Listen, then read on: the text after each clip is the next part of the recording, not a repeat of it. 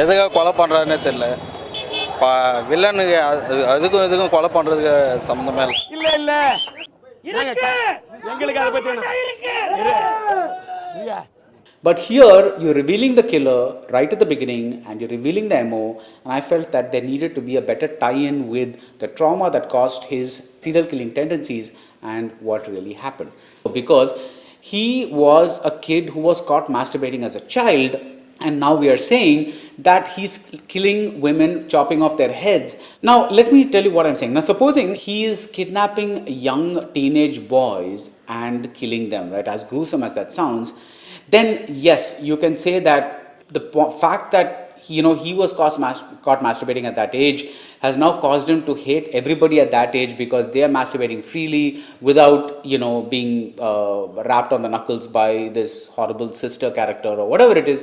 So that makes sense, right? Because that kind of you're first wondering why are all these boys being kidnapped and this thing, but he's kidnapping women who are successful in their fields and then dressing them, kind of propping them up with just their innerwear, and there is no real connection between the trauma that he underwent and the result of the MO. His MO is not really clear to me. Now again, you could argue that clarity is not important, the fact that he's killing is not. No, but when you're talking about serial killer, the fact that it's always the reason, what is the killing about, becomes the main thing. இவர் சொன்னதில் எனக்கு 2 reservations இருக்குது. ஒன்று, இந்த serial கில்லரோட killing மெத்தடுக்கும் killer ஏன் இப்பேற்பட்ட ஒரு ஆளாக மாறினான்றதுக்கும் சம்மந்தம் இல்லை அப்படின்றவரோட பார்வை. 2, இந்த கிரிட்டிக்கோட alternative MO, that is killer masturbate பண்ணுற சின்ன குழந்தைங்களை கடத்தி கொன்னா it would made more sense. இப்பேற்பட்ட ஒரு எம்மோவும் அண்ட் இட்ஸ் ரீசனிங்கும் ஒரு மிஷ்கின் படத்தில், பர்டிகுலர்லி இந்த படத்தில் இருக்கலாம் அப்படின்னு யோசிக்கிறதே இந்த கிரிட்டிக் மிஷ்கின்டேருந்து அண்ட் இந்த படத்துலேருந்து எவ்வளோ விலகி இருக்காருன்றதை காட்டுது.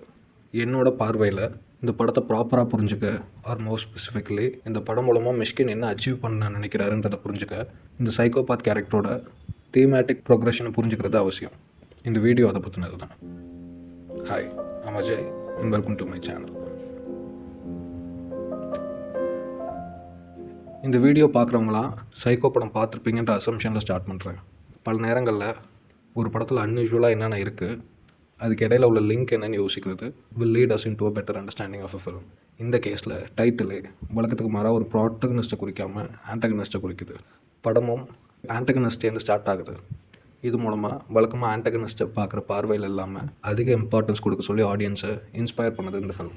இதை ஃபர்தராக பார்க்குறதுக்கு சில நரேட்டிவ் பேசிக்ஸோட ஸ்டார்ட் பண்ணலாம். ப்ராட்டகனிஸ்ட், the person who initiates Egan. Egan means struggle. Antagonist, the person who gives that struggle to the protagonist. வெறும் கதை அளவில் பார்த்தா இந்த படம் கௌதம்ன்ற ப்ராட்டகனிஸ்ட்டுக்கு அங்குலிமாலான்ற ஆன்டகனிஸ்ட் தாகினின்ற கேரக்டரை காப்பாற்றணுன்ற ஸ்ட்ரகிள் தரான். இந்த ஸ்ட்ரகிள் எண்டில் ரிசால்வ் ஆகுது. என்னோட பார்வையில் இப்படி இந்த படத்தை பார்க்குறது இந்த படத்தை சிறுமைப்படுத்துகிற மாதிரி ஆகிடும். Because the film is too thematically rich to be taken in this way. நான் அந்த படத்தை வெறும் ஒரு ப்ராட்டகனிஸ்டோட ஜேர்னியாக பார்க்கல. என் பார்வையில் this film is less about this character's arc than about the thematic progression. இந்த படம் deals with 3 primary themes நான் நினைக்கிறேன்.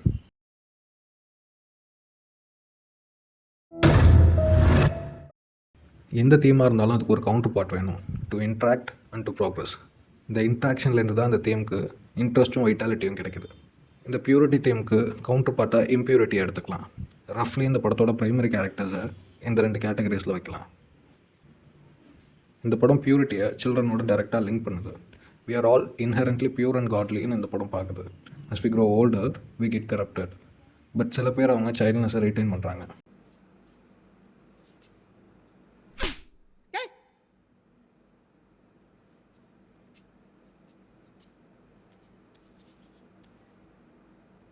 கமலா, நீ ஒரு குழந்தை, எனக்கு ஒன்று ரொம்ப பிடிச்சிருக்கு.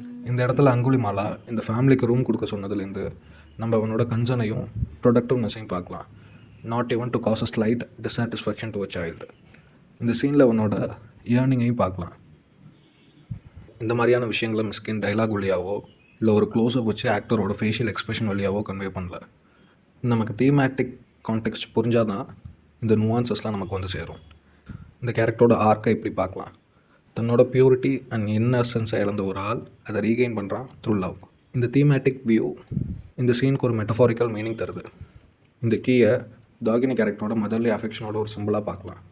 அங்குலிமாலா இந்த ரேச்சல் கேரக்டரோட வயிற்றை கிழிச்சு சாவி எடுக்கிறத ஒரு மெட்டஃபாரிக்கல் ரீபர்த்தாக பார்க்கலாம். இந்த ஐடியாவை இன்னும் எக்ஸ்டெண்ட் பண்ணி படத்தில் காட்டின இந்த கோட்டோட ரிலேட் பண்ணுறாரு.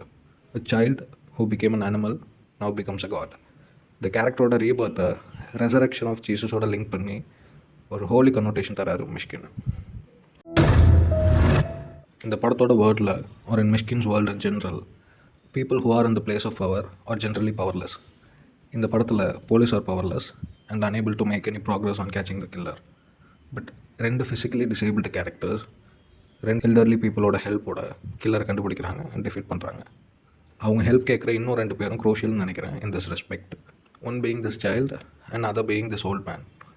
இந்த சைல்ட்டை ஹெல்ப் கேட்குறது கூட ஒரு அன்எக்ஸ்பெக்டட் பட் ஸ்மார்ட் மூவாக பார்க்கலாம். பட் இந்த பெரியவர்கிட்ட, இந்த மாதிரி ஒரு குடியிருப்பில் இருக்கவர்கிட்ட மெஷரிங் டேப் கேட்குறது ஆடாக தெரியும். If you are not familiar with the power dynamics in Mysskin's world. Coming back to psycho character, அவனோட modus operandi or simply his method of கில்லிங்க்கு என்ன மீனிங்? இந்த கேரக்டரோட இன்ஸ்பிரேஷனான அங்குலிமாலா அவனோட விக்டிம்ஸோட ஃபிங்கர்ஸை கோத்து ஒரு மாலையாக கழுத்தில் போட்டிருப்பான். நம்ம சீரியல் கில்லர் பற்றி படித்தாலே நமக்கு தெரியும், they are narcissistic and obsessed with power. அதோட வெளிப்பாடு தான் taking souvenirs from victims and almost always returning to the crime spot and other things like that. primitive culturesல இருந்த ஹெட் ஹண்டிங்காக இருக்கட்டும், இல்லை ஸ்கேல்பிங்காக இருக்கட்டும், இல்லை நம்ம ஊர் படங்களில் அடிக்கடி கேட்குற அவன் தலையை வெட்டி தூக்கிட்டு வாங்கடா டைலாக்காக இருக்கட்டும், இது எல்லாமே எதுலேருந்து வருதுன்னா ஹெட்டை பவர் சிம்பிளாகவும் பிஹெட்டிங்கை அண்ட் ஆக்ட் ஆஃப் பவர் அசோசியனாகவும் பார்க்குறதுலேருந்து வருது. இந்த படத்துலையும் beheading and taking heads as a souvenir பவரை பற்றினது தான். பட் அதை தாண்டின ஒரு சிக்னிஃபிகன்ஸ் இருக்கதா பார்க்குறேன். அதுக்கு that makes this film thematically closer to Hitchcock. அதுதான் sex. As critic Richard Brody has rightly observed, if there's one constant in Hitchcock's career, it's sex. Sexual desire, sexual aversion, sexual fear, sexual repression, sexual gratification as the engine of human society. இந்த psycho character பெண்களை, குறிப்பாக அவன் ஏஜில் இருக்க successful பெண்களை கொள்வது his way of getting sexual கிராட்டிஃபிகேஷனாக நான் பார்க்குறேன். இந்த மாதிரி பர்வர்ஸ் செக்ஷுவல் ப்ரெஃபரன்ஸ் அவனுக்கு இருக்கிறது ஒரு வெல்ஃபுல் டிசைராக காட்டல. எந்த ஒரு கில்லிங்லையும் இந்த கேரக்டர் டிலைட் எடுத்துக்கிற மாதிரி காட்டல. மாறா இந்த செக்ஷுவல் ப்ரெஃபரன்ஸ் அவனோட இன்செக்யூரிட்டிஸும் ஃபியரும் தான் ட்ரைவ் பண்ணுது. பெண்கள் மேலே அவனுக்கு இருக்க ஃபியர் ரேச்சல் கேரக்டர் கொடுத்த ட்ராமாலேருந்து ஆரம்பிக்குது. In this regard this character is very similar to Hitchcock's Marnie character. 2 காரணங்களுக்காக. 1 sexual repression, 2 yearning for motherly affection. இந்த மார்னி கேரக்டர் சைல்டுஹுட் ட்ராமானால் செக்ஷுவலி ரிப்ரெஸ்ட் ஆகிடுவா. இந்த ரிப்ரெஷன் அவளோட ஹவுஸ் மேலே அவளுக்கு இருக்க அன்நேச்சுரல் பாண்டாக மேனிஃபெஸ்ட் ஆகும். வேற Mysskin psycho sexual repression power asserting கில்லிங்காக மேனிஃபெஸ்ட் ஆகுது. ஹிச்காக் செக்ஷுவல் ரிப்ரெஷனை எப்படி ரிசால்வ் பண்ணுறாருன்னா ஒரு மேச்சோ அசர்ட்டிவ் இன்ஃப்ளூயன்ஸ் மூலமாக that involves blackmail, domination, even rape. படத்தோட எண்டில் Marnie character no longer needs her mother's affection. But Mysskin psycho கேரக்டரோட செக்ஷுவல் ரிப்ரெஷனை மதர்லி அஃபெக்ஷன் கொடுத்து ரிசால்வ் பண்ணுறாரு. In this way, he is very close to his beloved Dostoevsky than to Hitchcock. But Dostoevsky-டேருந்து எப்படி மாறுபடுறாருன்னா Dostoevsky would have explored and lingered on the purity of Gautam's affection towards Dagini by contrasting it with the psycho's sexual perversion. மிஷ்கினுக்கு வாய்ப்பு இருந்தும் கௌதமோட உடல் and காமம் சாராத அந்த அன்பை அங்குலிமாலாவோட sexual பர்வர்ஷனோட contrast பண்ணல. அது ஒரு நல்ல விஷயமாக தான் நான் பார்க்குறேன். Because I don't like the projection of chastity as virtuous and holy. Moving on to the next theme. தனிமையிலே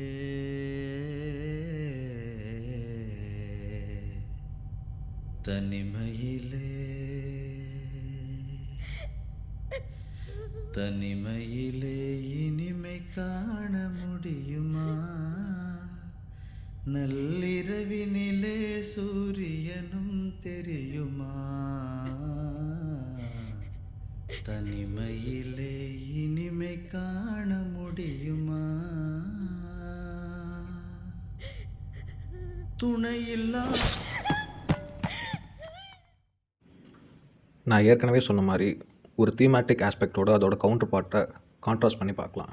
இந்த படம் கம்பேனியன்ஷிப்பை பாசிட்டிவாகவும் சோஷியல் வித்ட்ராவலை நெகட்டிவாகவும் காட்டுது. சோஷியலி வித்ட்ரான் கேரக்டர்ஸாக இவங்களெல்லாம் பார்க்கலாம்.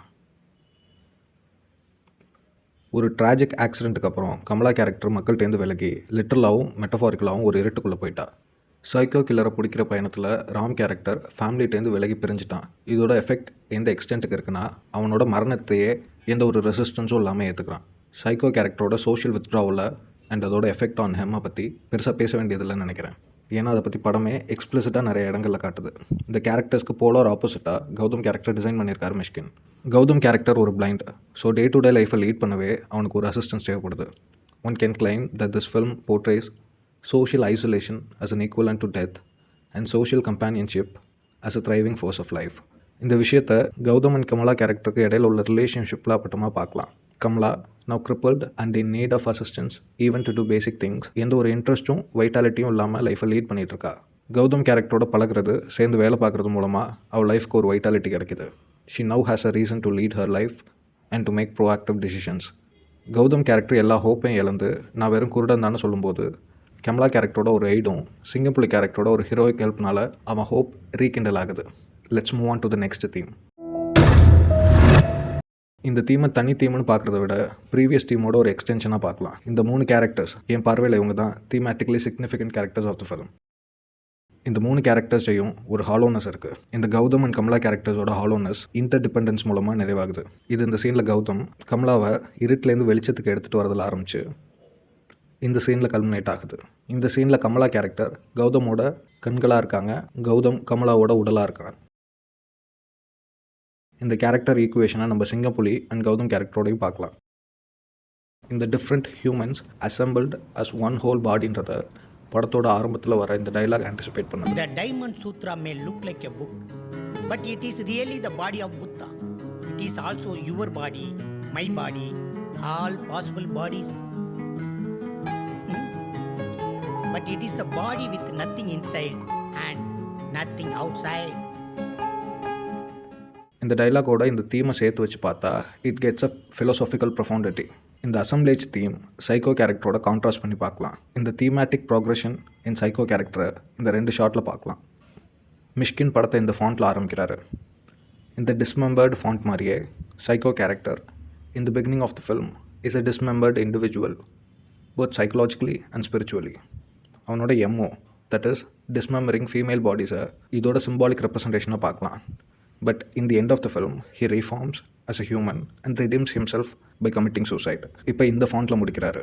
இந்த ஃபாண்ட்டை சைக்கோ கேரக்டரோட எண்ட் பாயிண்ட்டோட விஷுவல் ரெப்ரசன்டேஷனாக பார்க்கலாம். அங்குலிமாலா படத்தோட எண்டில் சூசைட் பண்ணிக்கிறான். Maybe as an act of punishment or as an act of self-sacrifice after realizing he may still have the killing urge. In either case அவன் சோலில் இன்னும் வாய்ட்ஸ் இருக்குது. இது இந்த ஃபாண்ட்லேயே கன்வே ஆகுது. ஃபாண்ட் டிசைனை இந்த இன்டென்ஷனோட தான் மிஷ்கின் பண்ணாரான்னு எனக்கு தெரியல, but it adds to the film nonetheless. Okay, enough with themes, moving on. Psychopathy பற்றி பேசிக் அண்டர்ஸ்டாண்டிங் உள்ளவங்களுக்கு கூட தெரியும். ஒரு psychopath by clinical definition is a person who is without conscience let alone empathy. ஒரு சைக்கோபாத்தால் அவன் பண்ணுறது தப்புனே அவனால் உணர முடியாது. அப்புறம் எங்கே மாறுறது? இது மிஷ்கினுக்கு தெரியாமலாம் இல்லை. இன்டர்வியூஸில் சைக்கோபதி பற்றி படிச்சிருக்கேன்னு சொல்கிறாரு.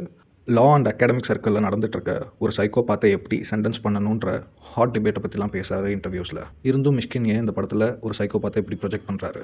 இதை புரிஞ்சுக்கணுன்னா மிஷ்கின் சினிமாவை எப்படி பயன்படுத்துகிறாருன்னு புரிஞ்சுக்கணும். கத்தாசிஸ்ன்ற வேர்ட் வழியாக அரிஸ்டாட்டல் என்ன மீன் பண்ணுறாருன்றது ஒரு லாங் டிஸ்கஷன். இந்த வார்த்தைக்கு இதுதான் அர்த்தம் அப்படின்ற ஒரு ஜென்ரல் கன்சென்சஸ் இன்ன வரைக்கும் வரல. நம்ம கன்வீனியன்ஸ்க்காக இப்படி சிம்பிளாக கத்தாசிஸ் கான்செப்டை புரிஞ்சுக்கலாம். ஒரு கதையோட ஃபங்க்ஷன் என்னென்னா, ஒரு ஸ்பெக்டேட்டர்கிட்ட கதை வழியாக பயத்தையும் இறக்கத்தையும் அரோஸ் பண்ணி அவன் சோலை பியூரிஃபை பண்ணுறது. மிஷ்கினோட வேர்ட்ஸில் சொல்லணும்னா மனசை கழுவுறது.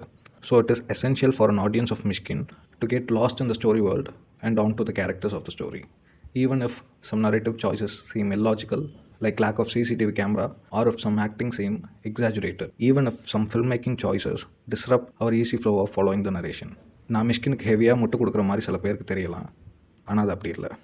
ஒவ்வொரு ஆர்ட்டும் different kind and quality of அட்டென்ஷனை ஆடியன்ஸ்லேருந்து டிமாண்ட் பண்ணுது. இப்போ நம்ம ஒரு பிரசான் ஃபில்மையோ இல்லை குட் ஆர்ட் ஃபில்மையோ கம்ப்ளீட் எமோஷனல் சரண்டரோட பார்க்க வேண்டியதில்லை. அவங்களே அவங்க ஆடியன்ஸ்க்கு ஒரு கிரிட்டிக்கல் டிஸ்டன்ஸ் தராங்க. ஆனால் நம்ம மிஷ்கின் மாதிரி இல்லை ஒரு டக்ளஸ் சர்க் மாதிரியான ஃபில்ம்மேக்கர் படங்களை பார்க்கும்போது ஒரு கிரிட்டிக்கல் டிஸ்டன்ஸ் எடுத்துக்கிட்டால் இந்த ஃபில்ம்மேக்கர் அவங்க ஆடியன்ஸ்க்கு என்ன கொடுக்கணும்னு நினச்சாங்கன்றதுக்கும் ஆக்சுவலாக நமக்கு என்ன கிடச்சிதுன்றதுக்கும் ஒரு பெரிய கேப் இருக்கும். அஃப்கோர்ஸ் படம் பார்த்துட்டு அதை பற்றி ரிஃப்ளெக்ட் பண்ணும்போது எவ்வளோ கிரிட்டிக்கல் டிஸ்டன்ஸ் வேணாலும் எடுத்துக்கலாம். இன்னொரு பாசிபிள் டிஸ்பியூட் உங்கள்கிட்டருந்து வரலாம். இந்த ரெஸ்பான்சிபிலிட்டியை ஃபில்ம்மேக்கர்கிட்ட தான் வைக்கணும், ஆடியன்ஸ் டெல்லன்னு நீங்கள் சொல்லலாம், விச் இஸ் கம்ப்ளீட்லி ஃபேர். அந்த வகையில் மிஷ்கின் எவால்வ் ஆகிட்டு தான் இருக்காருன்னு நான் நினைக்கிறேன். In my view, Psycho தான் மிஷ்கினோட least self intelligent film and personal at the same time. இருந்தாலும் நம்மளை ஸ்டோரியிலேருந்து வெளில எடுத்துகிட்டு வர மாதிரியான சில விஷயங்களை அவர் அவாய்ட் பண்ணியிருக்கலான்னு நான் நினைக்கிறேன். உதாரணத்துக்கு எக்ஸசிவ் ஹோமாஜஸ்.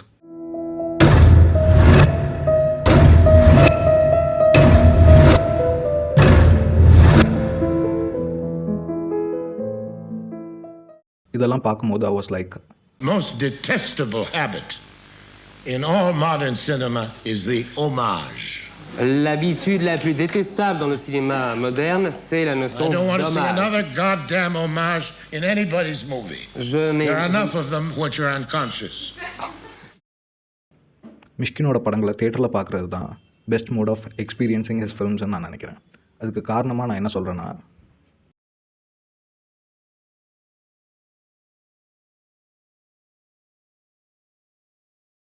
எனக்கு மிஷ்கின் படங்களோட எப்போவுமே ஒரு லவ் ஹேட் ரிலேஷன்ஷிப் தான் இருக்கும். ஒரு வெற்றிமாறன் படத்தை பார்த்துட்டு எந்த ஒரு தயக்கமே இல்லாமல் படம் பிடிச்சிருக்குன்னு சொல்கிற மாதிரி எனக்கு ஒரு மிஷ்கின் படத்தை சொல்லவே வராது. ஆனால் இந்த படம் பார்த்துட்டு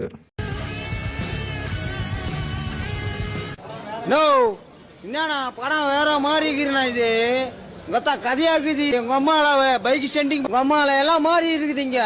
ஃபைனலாக ஒரு விஷயம் சொல்லி முடிக்கலாம்னு நினைக்கிறேன். Every act of comprehension constrains as much as it constructs. So என்னோட இந்த படத்தை பற்றின இல்லை மிஷ்கினை பற்றின பார்வை தான் சரியானது இல்லை ஃபைனல் ஆனதுன்னு நான் சொல்லவே வரல. பார்க்குற உங்களுக்கு மாற்று கருத்து இருந்தால் அதை கமெண்ட்டில் சொல்லுங்கள். Together we might come to a better understanding of the film. Until the next time,